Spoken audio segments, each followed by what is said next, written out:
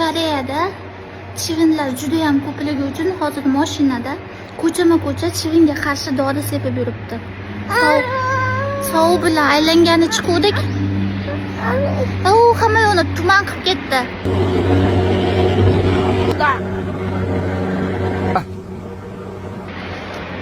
O'zbekistonda ko'chalarni tozalab yurishsa, Koreyada ko'chalarni chivinga qarshi dori sepib yurishdi. Sovuq-ya. Hamma joy tuman qilib ketdi.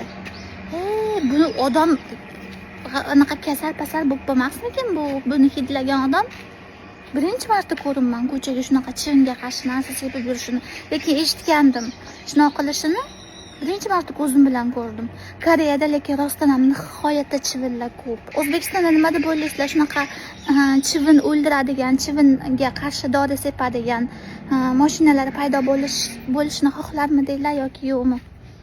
Menimcha bu odamga qanaqadir zarari ham bo'lsa kerak, bilmadim. Chivin juda ham ko'pligidan sovuqni oyoqlarini qaranglar, mana sovuq qizarib yotibdi.